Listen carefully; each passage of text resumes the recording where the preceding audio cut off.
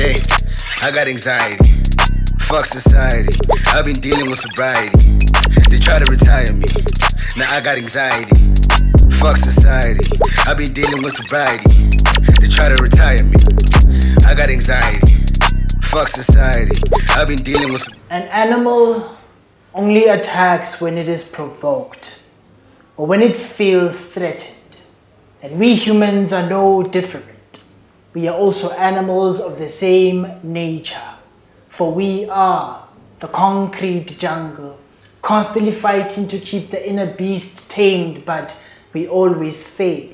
We are a threat to ourselves as well, especially when our animalistic instinct comes out to play, especially when we get to step into our wild side and can't contain our basic urges.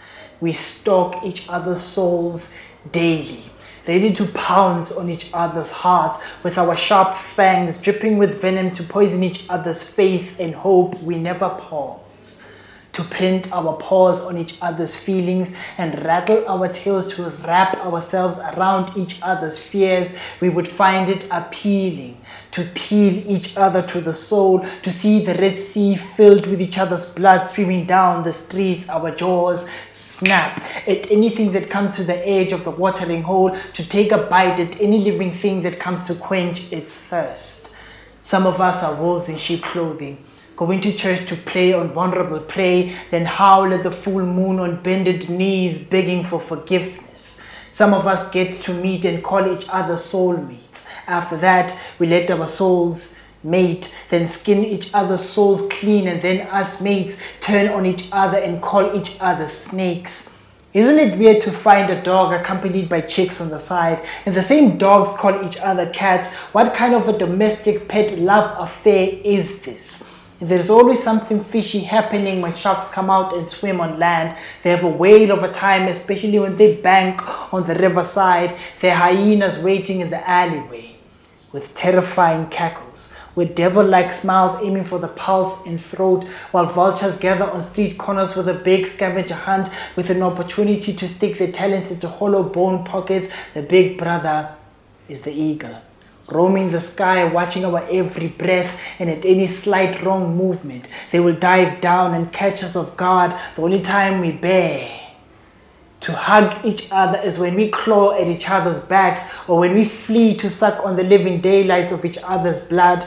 On the other side of this landscape, there are pigs in governing positions, justifying their filthy ways of living while stuffing their mouths with bottomless power. Then they will be on the move to find new ways to deceive us, these cheaters. We hope that they will consider our feelings, but a leopard never changes its spots. But we will tunnel our way out of this reality with inner ant strength and gather our shit like dung beetles to butter our bread so that we can fly. For we are fishes swimming against the current streams of life, or cows and bees looking for the land of milk and honey. We shall swing from one tree vine to the next to be rooted, or migrate with the seasons to look for greener pastures. This is the nature of man, to seek, to hunt, to devour, to destroy whatever that may stand in our way. For we are beasts walking on two legs, camouflaged in silk and wool. It is ingrained in our DNA that it is survival of the fittest. Kill or be killed. We are animals biting our way out, trying to be free, trying to exist, running the race to reach the top of the food chain, only to call ourselves gods. We are a herd that does not want to listen and does not have any sense of direction. All we want is to graze on all kinds of flesh on a silver platter without a catch. This beast within us is wild and cannot be contained. We are the highs and lows of our cause and effect. We have defied the laws of the jungle. That is why Mother Nature is coming for us. Welcome back to another installment of Kwane's Poetic License. We're back. We're still at Botaki Ba Afrika, our home for, I don't know, guys, maybe forever. But so we're still here. Thank you so much for tuning in and joining us on the second episode of the second season. Today, guys, I'm only going up from here. So today I'm joined by the exceptional, if you are a fan of Word and Sound, if you are a fan of poetry anywhere in Gauteng, you know this guy, the exceptional Clear. Yeah, man, you made me blush, man. Hey, yo, man, no, no, I'm good, man. And how are you, man? I'm great, man. Yeah, I'm great, yeah, man. It's yeah. not me to accolades, man. You know, Ah. poetry research. I'm so glad you could Yeah. join me, man. No, thank you, thank you.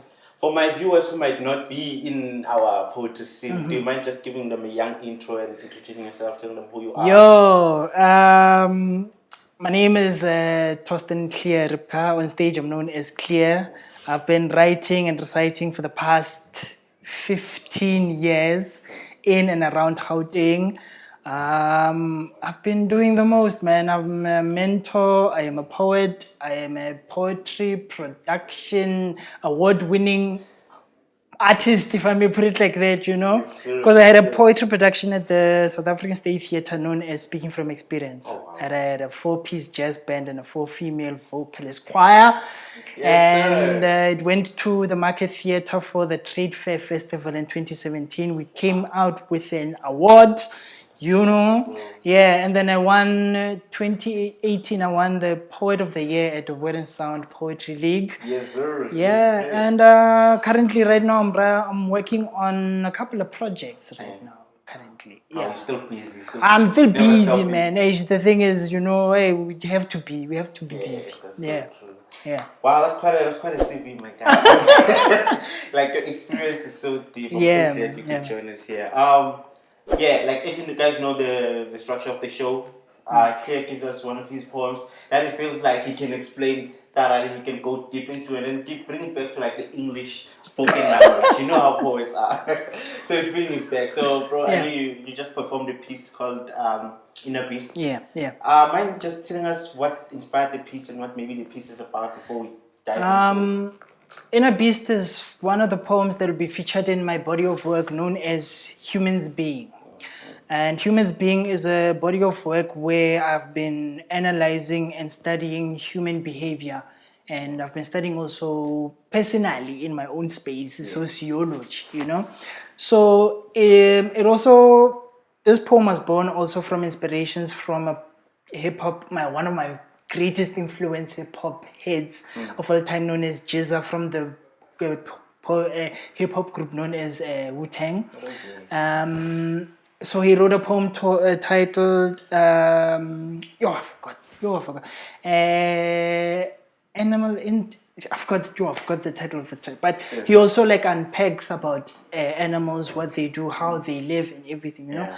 And also a track to Animal in Man by Dead Press, which speaks about also how human behavior is like through animals, and you know, also the book Animal Farm. You know, a lot of people read Animal Farm. You know, so I've been Inner Beast is like a stretched metaphor about how us as humans tend to behave like animals towards each other and towards ourselves.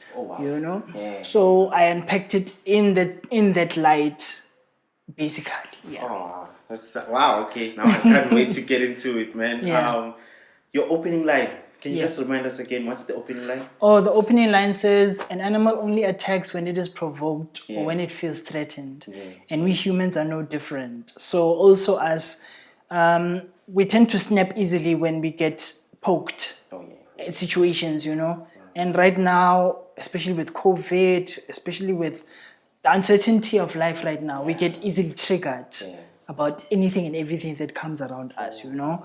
So whenever somebody says, I saw this about you, and then our anxiety jumps, and we'll be like, okay, what did you see? Yeah. What did you think? You're You really know? going into defense mode. You get what I mean? Yeah, And also it's a double standard thing that we want to know what that person is thinking. We want validation, but also we want to be safe, you know? So we're those animals that, like, basically also humans, we are always on our toes, trying to be like, ish, I hope I'm safe where I am, you know? Yeah. And you know, the city is called the concrete jungle, and we're also trying to survive wherever we're trying to go, you know? Yeah. Oh, so that's why the next line is, we are the concrete jungle. It means it's not just the city that we are No, in. we ourselves are the concrete jungle. that's fantastic. Because when I say we are the concrete jungle, we are trying to find our ways out of ourselves and also in the city that we're living in, and also amongst people that we are living with, you know.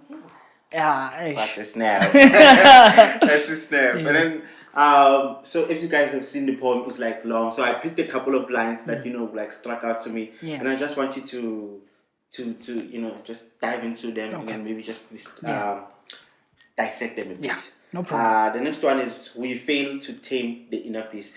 Yeah. So I'm saying that fighting that within us, we are so. Are we saying that we are so focused on others that we can't even tame our own beast inside? What exactly is the meaning behind this?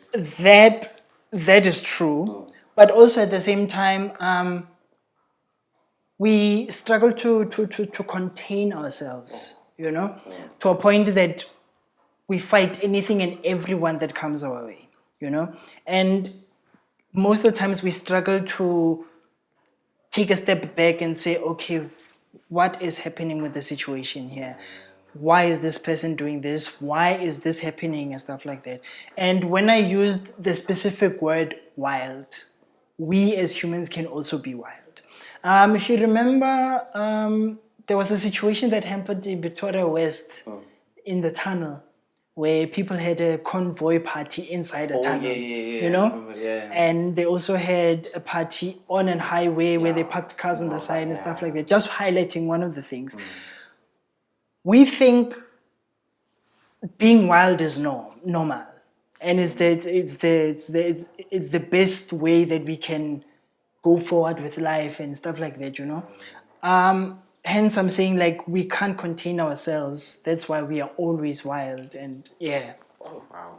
Wow. Okay, I didn't. That almost true, but that's okay. And then that's when you continue saying we can't contain our basic urges. But then there's this one that comes after. It says, "With our sharp fangs to poison each other's fate." Like, can you? We always. The most controversial topic right now is religion or spirituality, especially in this day and age, and we're always trying to find out who is being able to navigate themselves out of this organized chaos called reality.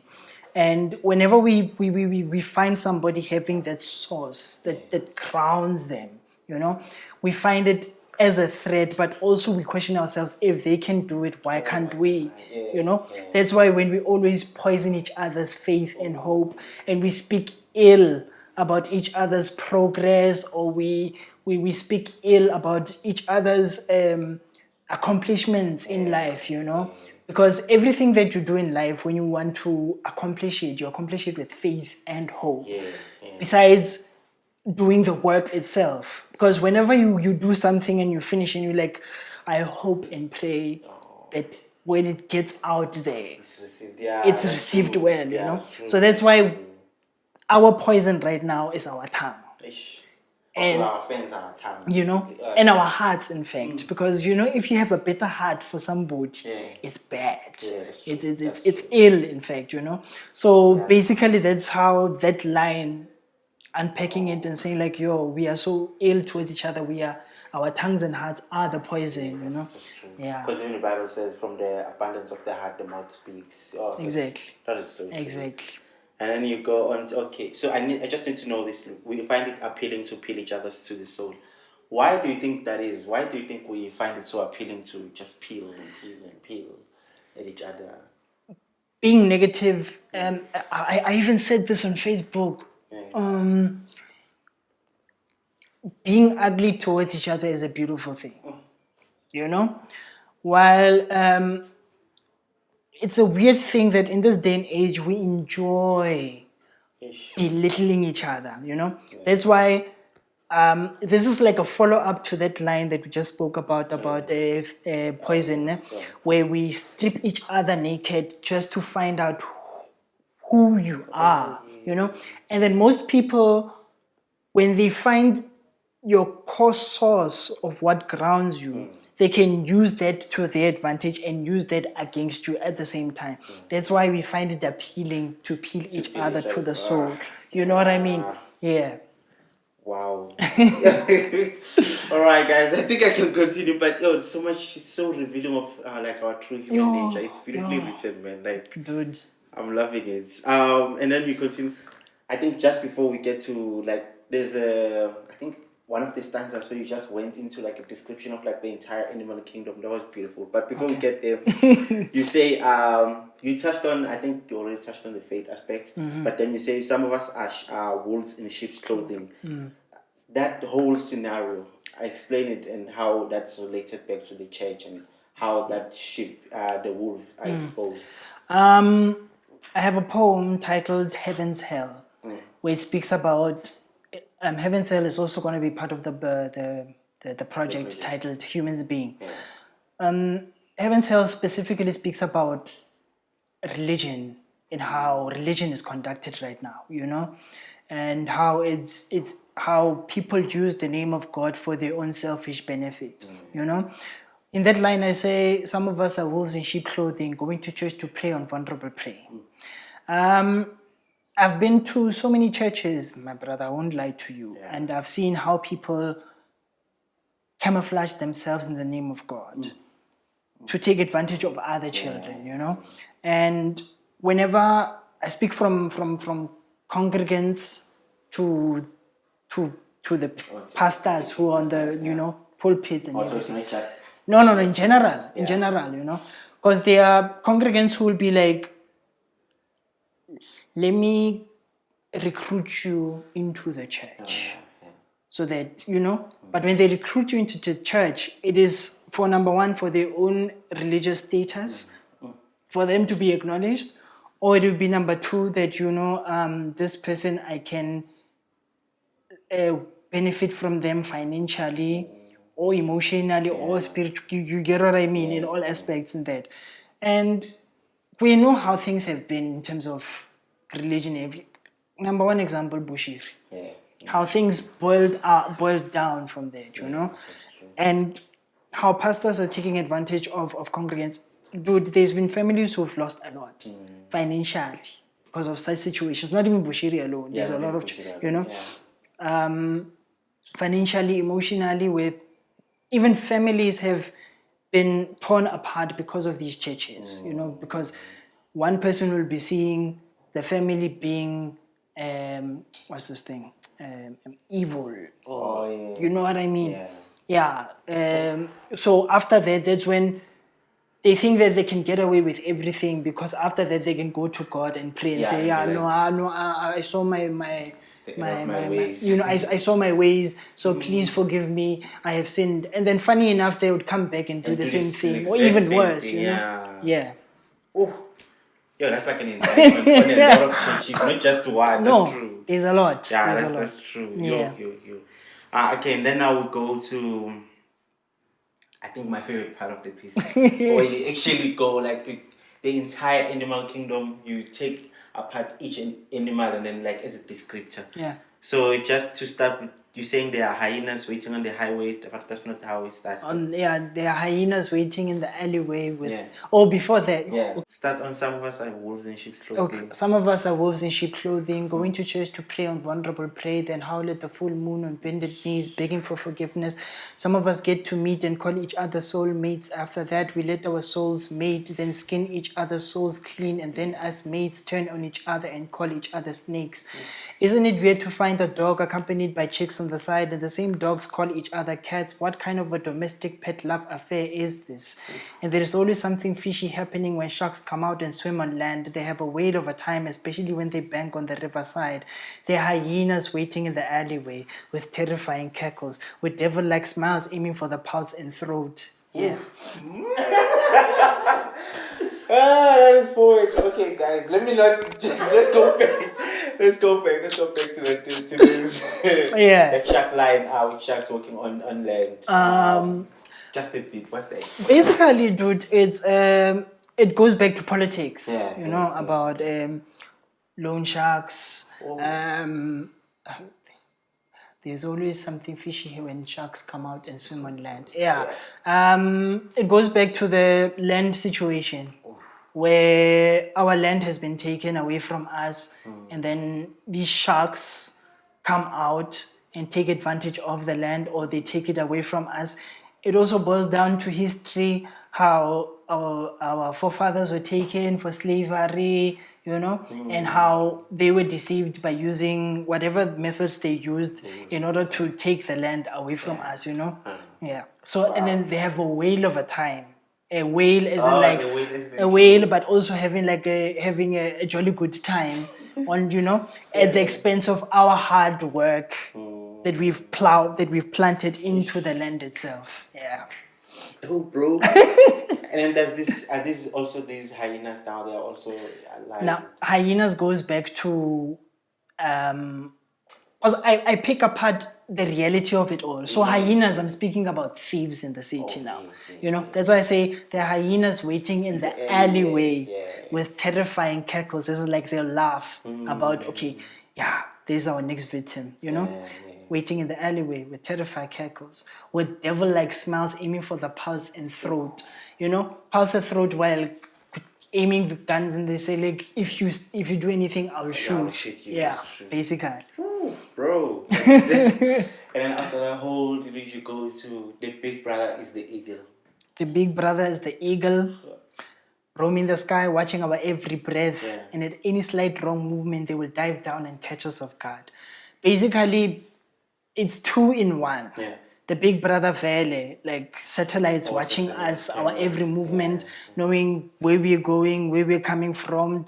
Because like it said, how I'm going to go back to the WhatsApp situation. I don't know if you saying like, hey, they've changed policies. They will, you know. I'm gonna leave WhatsApp. I understand people want to be conscious, you know. But the sad reality is that being conscious now is quite late.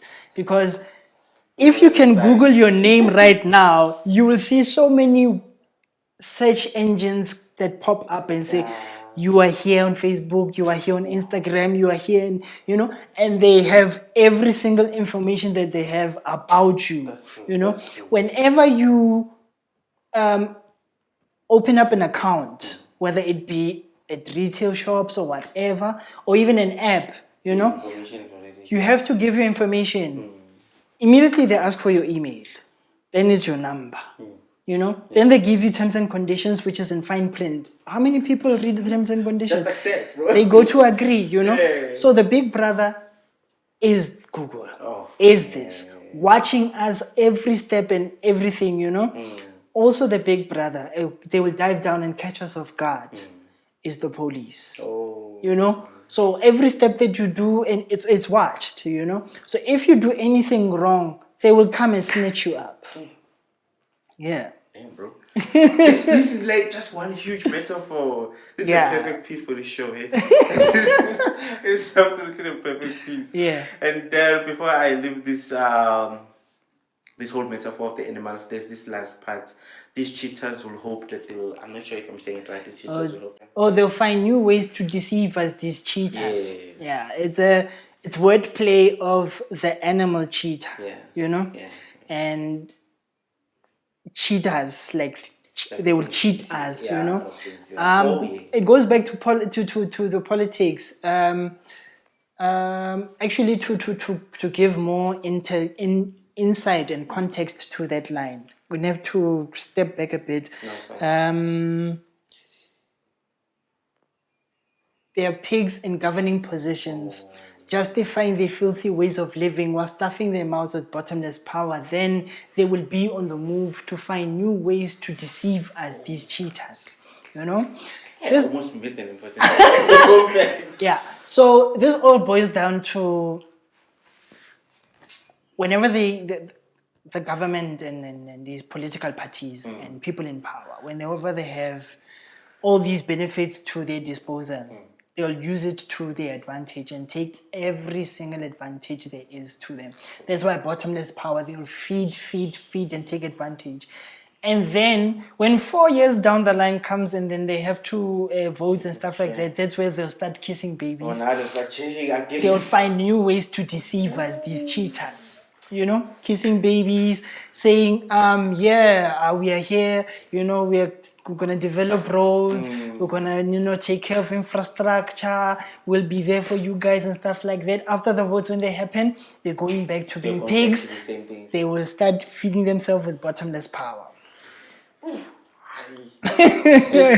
That's intense, bro. Yeah. That's intense. Yeah. And then we go, we shall swim Yeah. from one to This part now is the positive side Also, of we it could all, have done it there, like that. Yeah. So with my poetry, what I try to do by any means necessary is to find the pros and cons of a subject matter. Okay. You know what I mean? Not just kill me. No. Because like I don't. There's a lot of people who say like poets are always depressed, they're always negative and stuff like that. You know. But I feel like, as Nina someone said, artists are supposed to reflect the times. You know.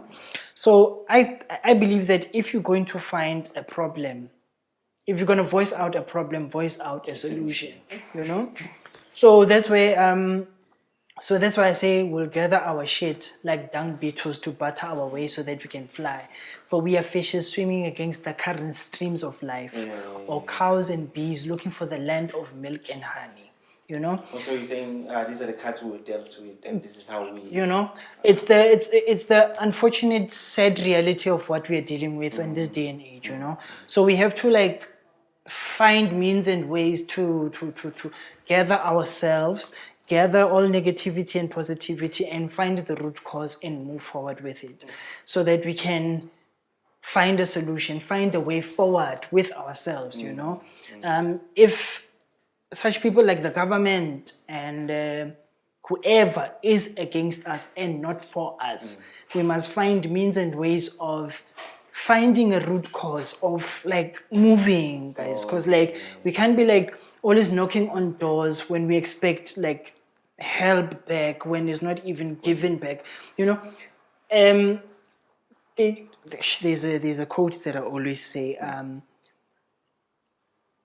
There's always a time where you will be fed up to give too much and without receiving anything back, you know? Yeah. So that's why I'm saying like I'm highlighting all these things in the first part of the poem. Yeah. Then I come back and say, you know what, even though all these things are happening, we are still alive. Let's try and find means and ways. We shall swing from one tree vine to the next to be rooted, or migrate with the seasons to look for greener pastures, basically. That's the one. Oh yeah, because that's why I mean, continue. This is the nature of man. Yeah. We are beasts walking on 2 feet. Camouflaged in silk and wool. It is ingrained in our DNA that it is survival of the fittest, kill or be killed. You know? That's the sad reality. But I didn't want to add sugar and spice to make it look all peaches and cream or roses. You know? I just still wanted to like, yo, this is the reality. Let's step up, you know, and make means to try and live as much as possible within the organized chaos that we are living in, you know. Okay, then you go on to say, biting our way, trying to be free. And I'm not sure if they are linked, but then you go on to say, running to the top of the food chain only to call ourselves gods. Because the way we are fighting each other at this time, we are constantly running the race to reach the top of the food chain, only to call ourselves gods. Because as scared the hierarchy of the food chain is that the ones that are at the top, you know, are the ones that are eating more than the ones at the bottom. So all we want to do is to call ourselves gods, praise ourselves as gods, although God lives within us in anything and everything. But we want to be superior above everybody else, you know? So we need to deal with such mannerisms and behaviors in order for us to get over certain things, you know, because if we can see each other in the same eye, it goes back to racism, xenophobia, all these things, because we always want to see ourselves as God, you know. You know, if it's not race, it's xenophobia. If it's not xenophobia, it's gender. If it's not gender, it's class, you know. It all boils down to that. So if we can see ourselves as equal, as God, as gods, then then if everything's like the level playing field, it'll be on one level plane. You know, yeah. Okay, and then for that last closing line, I just need you to repeat it. I'm not sure if Gonna start to defy the law of nature. Or... We are a herd that does not want to listen. It does not have any sense of direction. All we wanted to graze on all kinds of flesh on a silver platter without a catch. This beast within us is wild and cannot be contained. We are the highs and lows of our cause and effect. We have defied the laws of the jungle. That is why Mother Nature is coming for us. As we can see right now with COVID and doing all these things, we have defied the laws of nature for things to flow as they're supposed to be. And we always want to have the last word, you know? And we tend to forget that the things that are in this world, that are naturally developing or growing, they are not from us or by us, you know? So, so that's the thing. Like we're trying to fight against the laws of nature, the laws of time, the laws of everything that is instilled, that is natural, that governs us. You know, we're constantly fighting that, and we think that we are winning, but we are constantly losing. The more we want to win, is the more that we are losing. You know, that is why Mother Nature is coming for us. There are natural disasters, your tsunamis, your tornadoes, your earthquakes, and now there are illnesses coming through. Global warming is happening. It is because of us, the cause and effects that we have done. You can't blame anything else. No, these are the things that we have done to ourselves. Yeah. Wow, bro, this is such a beautiful poem. Your mind, I'm just sitting here and listening to you. Like the way your mind works in a metaphorical way. Yeah. It's really brilliant, bro. You wrote this piece. I know you're still working on the project, but do you feel like one thing I always like to ask is after writing a poem, because they say poetry is like a form of art, is like a form of release. Yeah. Do you feel like this poem portrays very well what you wanted to, especially just with this poem without anything else attached to it? Do you feel like it's going to do, like you said, every time you pray in hope, that's something, you know, after you put down something, like can be received. But do you feel like from your stance, you are enough with this piece? Let's say I am content with the poem. Yeah. There's always room for improvement. Yeah. There's always room for improvement. For me personally, I go through the 3 stages of a poem to develop, you know. First stage is the writing and the editing, which is the most important one, the most fundamental, because what I do in that stage is that I gather as much information as possible, as much information as possible, you know.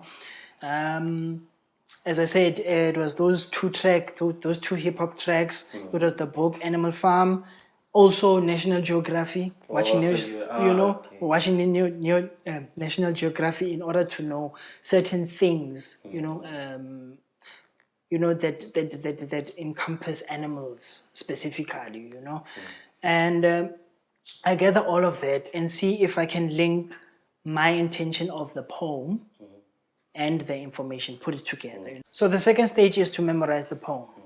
And when I memorize the poem, it's not about just having it, you know. It's to memorize and also give it its own voice, its own, you know what I mean. Okay, at open mics, when I'm going to test out the poems, that's when I just deliver it as it is, so that I can hear and see that the poem has reached its destination in terms of that. You know what I mean? Has it reached its potential? Is it fully born? You know what I mean? Then the third stage is the performance aspect of it. You know?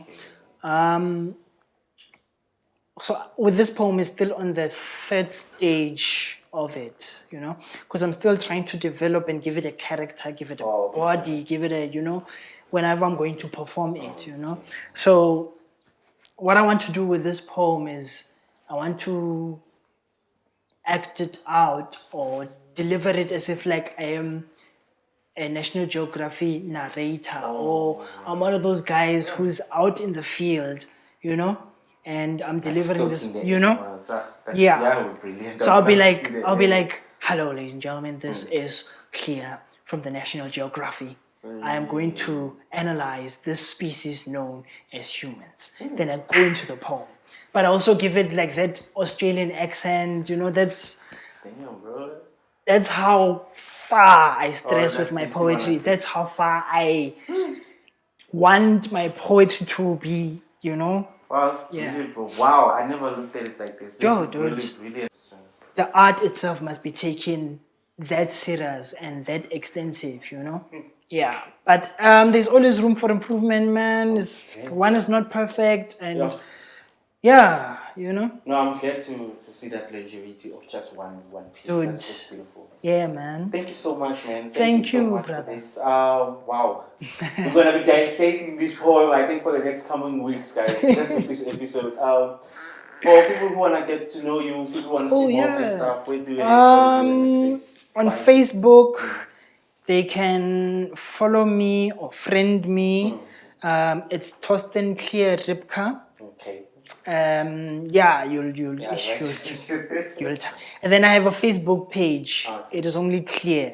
Yeah, you'll see this. You'll see this ugly face on the profile picture there and stuff, you know.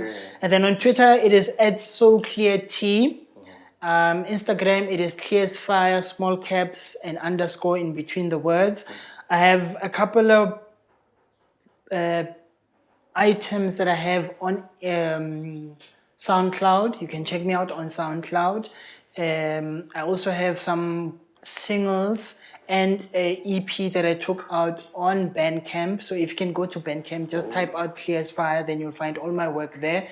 And yeah, just follow me and then you'll get to know me more and get to see what I work with, yo. Yeah.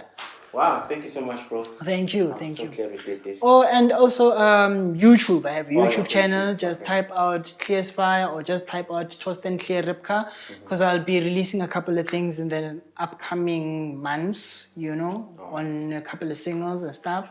And actually the body of work, Humans Being, is on hold now because I had to do like a launch in 2019 in March here at Botaki Ba Afrika, but you know, COVID did the things.